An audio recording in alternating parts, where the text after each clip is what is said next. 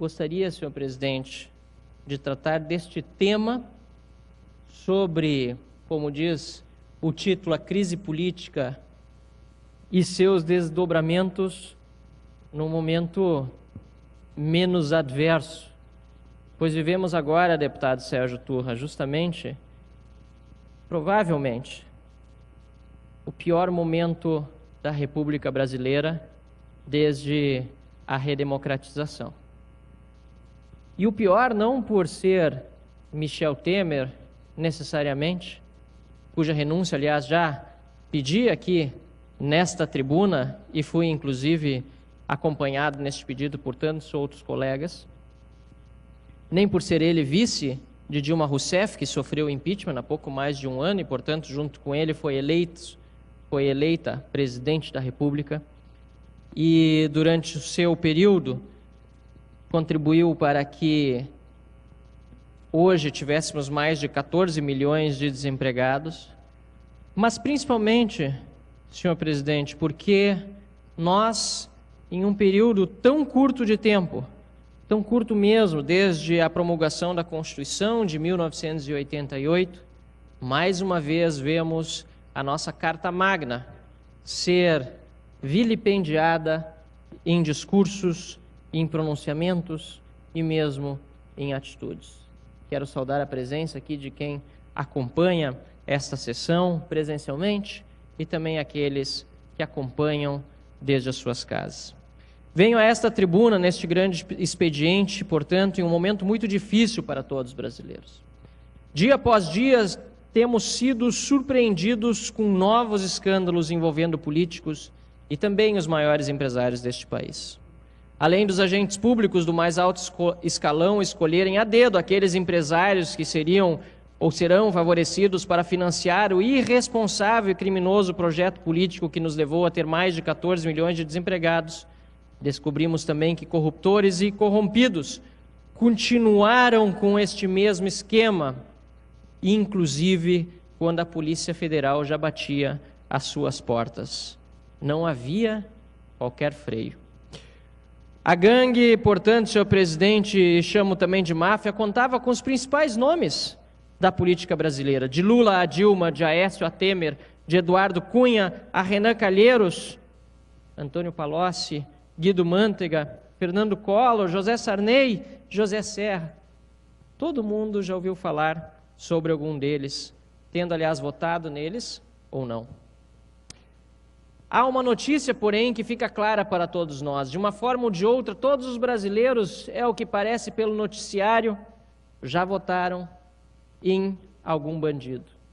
A diferença, senhor deputado Adilson Troca, que nós podemos notar neste momento, são aqueles que, tendo no passado votado em algum bandido, dizem hoje, merece ele também cadeia, punição e jamais voltará a contar com meu sufrágio, e aqueles que, em vendo os seus candidatos enlameados em denúncias de corrupção e inclusive condenados, continuam a defendê-los como se fossem os salvadores da nação.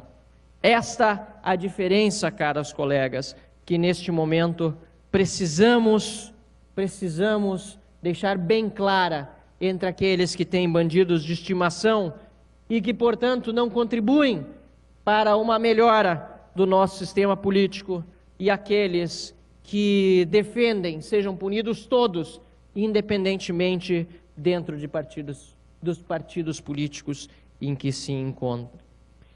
É triste a nossa realidade, mas a saída para a crise ética, senhor presidente, não é a promulgação de reformas constitucionais hoje, no meio desse caos político. Uma manobra, aliás, que resultaria na criação de um estado de exceção evidentemente antidemocrático e, importante dizer esta palavra, inconstitucional. Senhor presidente, vivemos um momento em que devemos buscar uma resposta dentro da nossa Carta Magna. Parece sina no Brasil de que quando estoura uma crise há que se criar novas leis, novos subterfúgios, aprovar novas emendas, em vez de garantir que aquelas que já existem, aqueles dispositivos, deputado Edu Oliveira, que já existem, sejam respeitados. É isso que o brasileiro quer, que a lei e a Constituição seja respeitada. Não, senhores deputados, devemos buscar, portanto, uma resposta dentro da Carta Magna, porque em tempos de incertezas, a solução é o reforço das instituições do Estado de Direito, não sua fuga à solidez. Aliás, talvez também seja a hora de iniciar um debate sério sobre a necessidade de promover uma reforma política para a implantação de um sistema parlamentar de governo. Isso após, evidentemente, a resolução desta crise momentânea porque passa o nosso país. Momentânea por estar ocorrendo agora, mas que tem se eternizado no tempo dos nossos líderes, lamentavelmente, patrimonialistas, paternalistas e clientelistas, sobre os quais o PT, aliás, foi tão profícuo em conseguir tirar proveito e fazer ainda este sistema antigo, arcaico brasileiro progredir na sua corrupção e não regredir como havia sido a proposta inicial daqueles que diziam-se vestais da ética, deputado Sérgio Turra. O parlamentarismo ele é muito mais sensível às condutas corruptas e corruptivas, porque poder executivo e legislativos são muito mais atuantes enquanto um for fiscal do outro, e não como hoje ocorre com um poder legislativo vassalo do poder executivo. E não apenas vassalo do poder executivo, submisso a ele em cada ato de corrupção. Só o poder limita o poder. E esta frase é de Montesquieu, é muito mais antiga do que a nossa própria crise política atual. No parlamentarismo, portanto, o poder executivo é composto pelo primeiro-ministro e pelo seu gabinete, escolhidos pelo poder legislativo. E a eficiência do sistema de freios e contrapesos se materializa num reforço à atuação da Câmara dos Deputados, que, aliás, se tem uma formação tão deficiente hoje, sem dúvida nenhuma, com a Operação Lava Jato, que está colocando muito político corrupto na cadeia, e com a renovação em 2018, certamente a nossa Câmara Baixa e também o nosso Senado terão quadros muito mais qualificados do que aqueles que estão frequentando os corredores do nosso Congresso atualmente. Nota-se que, infelizmente, porém, muitos de nós, muitos dos brasileiros, não estão sabendo lidar com a decepção. Seguem achando que tudo não passa de debate político, de táticas eleitorais que visam destruir a imagem do concorrente. Há muito ceticismo, desilusão, pois também há muitos amantes de teorias conspiratórias, acreditando que não há como varrer a bandidagem de dentro de gabinetes de homens poderosos, aceitando assim que a podridão da política possa prevalecer sem mais lutar para torná-la o que a política deveria ser, o meio pelo qual podemos melhorar a situação de uma nação. Caro deputado Ibsen Pinheiro, esses céticos muitas vezes adotam algum político para fazer a sua defesa, haja o que houver, sem que se observem o respeito às leis e à Constituição e mesmo à moral. O critério adotado por tais pessoas é realmente desprezível. E normalmente fazem estas pessoas do defensor do bandido não apenas um iludido, mas também um cúmplice desta crise que nos assola. A verdade pode estar ali ao seu alcance, mas o cúmplice acaba olhando para o outro lado. Nos casos menos comuns, costumamos dizer que trata-se de ignorância ou cegueira ideológica, mas infelizmente, geralmente, a coisa é muito pior do que isso. O cúmplice olha para o lado porque também está devendo, também recebeu vantagens indevidas e, lamentavelmente, talvez ainda receba. Depois de tantos escândalos, a população brasileira deve desconfiar de todos aqueles que supõem ter uma cartilha do sucesso, pois eles não a têm. Isso é ainda mais certeiro quando a pessoa que estiver apontando o suposto caminho por alguém que já transitou por muitos governos e que demonstra não ter, de fato, uma espinha dorsal ideológica, mas de acordo com a força que o vento sopre, sobretudo com sua direção, acaba defendendo interesses escusos. Hoje vemos que a corrupção em todos os governos foram regra, não exceção. Tendo essa informação como fato comprovado, não mais como suposição, fica ainda mais fácil dizer de que quem participou ou sabia de tudo, ou era incompetente a ponto de não ver nada. Não consigo vislumbrar, deputado Vilmar Zanquim, outra opção. Como deputado que toma por base os conceitos liberais, aqueles que levaram os países mais bem-sucedidos do mundo a chegarem onde chegaram, eu defendo que agentes públicos não são senhores da razão. Por isso, tampouco pode-se conceder a caneta que tudo assina, que tudo aprova, para que estas pessoas possam ditar os caminhos que uma sociedade livre vai traçar, como se tais agentes públicos fossem tomados por uma aura divina quando tomam posse do cargo. Vimos muito bem, caros amigos, vimos muito bem o que acontece quando o Estado se torna superpoderoso e inchado. Ele passa a criar dificuldades para vender facilidades, apenas para que, quando haja a maior das dificuldades, ressurja um salvador da pátria, um dito pai dos pobres, um tipo de líder mentiroso que, lamentavelmente, uma parte da população insiste em cultuar. Afinal de contas, precisamos ser, além de idealistas e fiéis aos nossos princípios, pragmáticos. Apostar em medidas que deem resultado, mas, em caso contrário, ter a humildade, caros colegas, de trocar de opinião. O caminho que proponho é o caminho do mérito, o caminho da liberdade. O Estado existe para prover segurança, em primeiro lugar, e depois saúde e educação para igualar as oportunidades, mas jamais para privilegiar a poucos, sobretudo gestores mal intencionados. Todo o resto pode e deve ser exercido pela iniciativa privada, pelos empreendedores e empregados que melhor oferecerem o serviço com preço adequado. Essa é a regra de sucesso quando o Estado permite que o mercado tenha as condições para que o trabalhador seja recompensado. Não caiamos, meu caro líder do governo, deputado Gabriel Souza, na tentação de acreditar que tal empresa deve ser pública porque ela é nossa. Será mesmo que ela é nossa? É claro que não.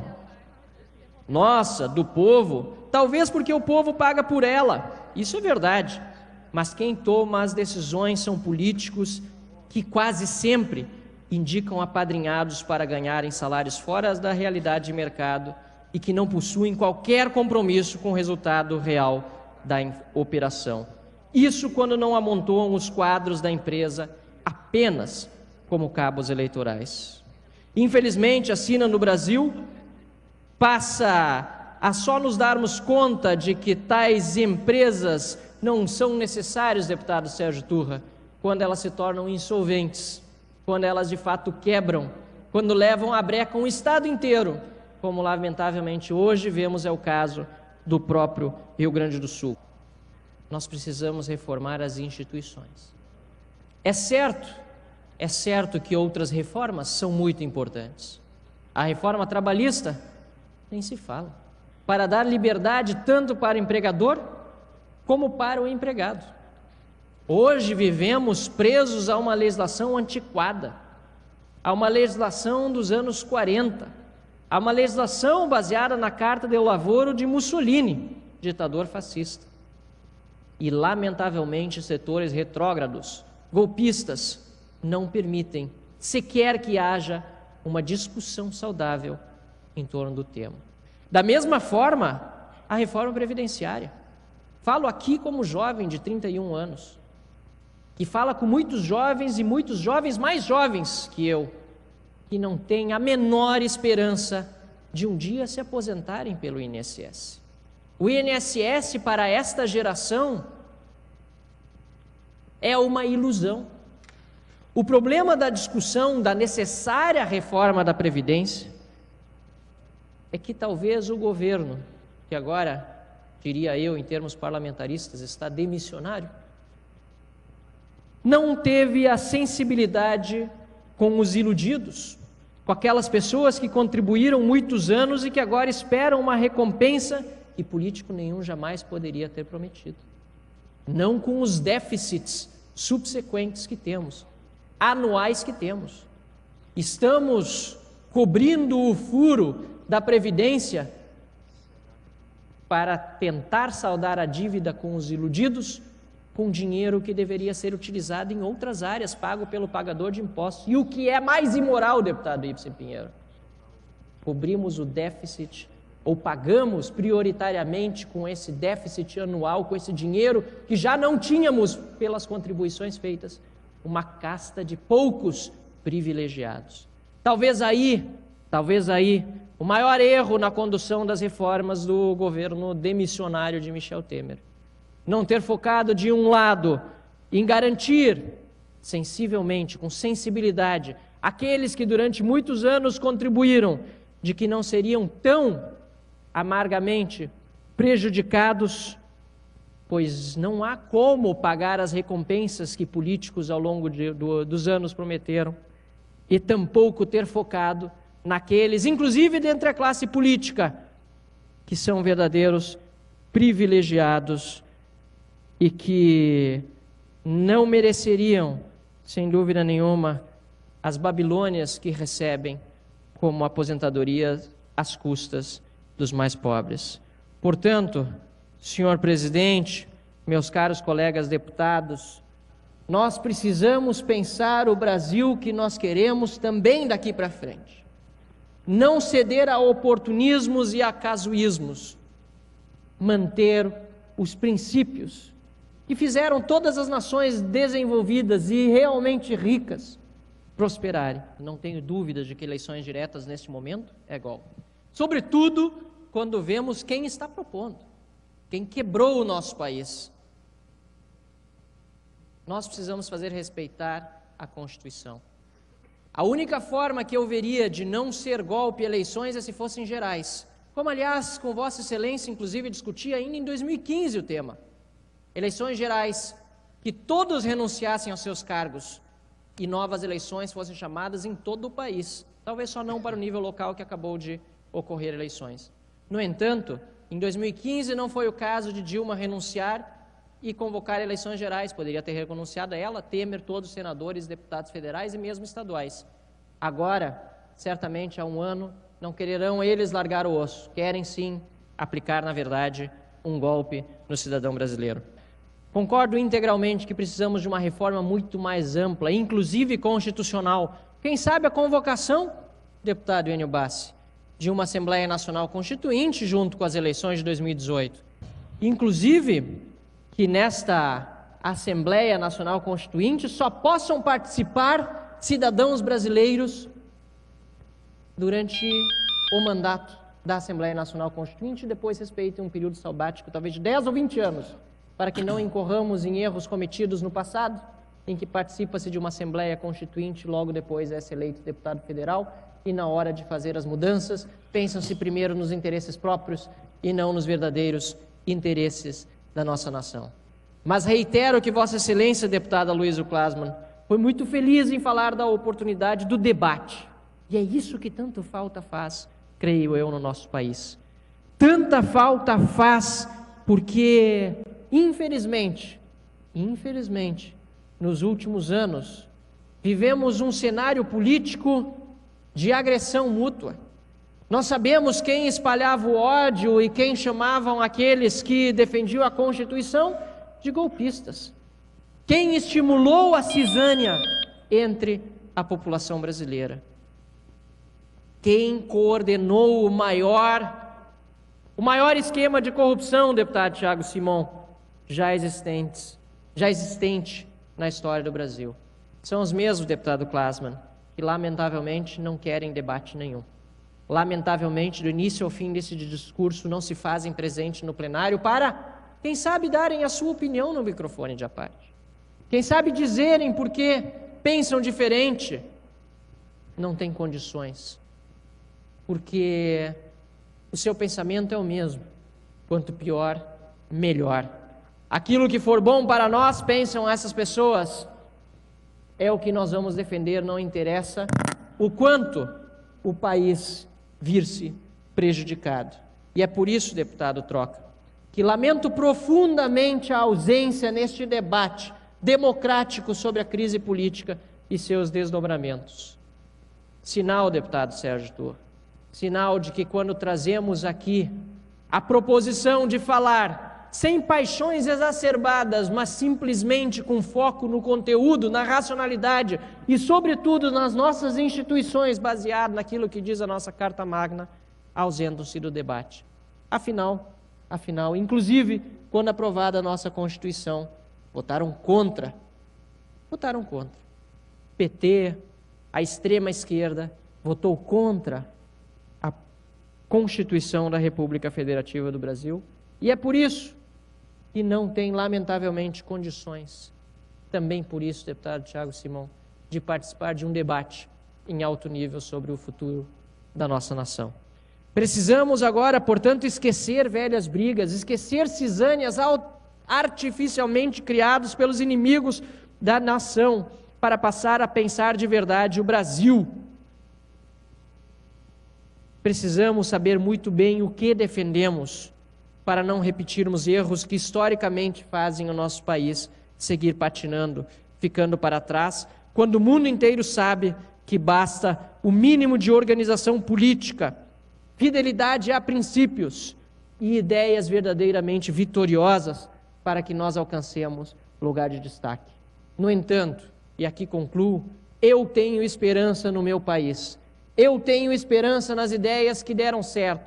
Eu tenho esperança na juventude. Eu tenho esperança nas pessoas que foram às ruas pedir o fim de um governo corrupto. E tenho esperança nas pessoas que votaram nas últimas eleições, independentemente se foi em Aécio Neves ou em Dilma Rousseff, e se sentem hoje constrangidas, envergonhadas por terem colocado na urna o voto em um corrupto.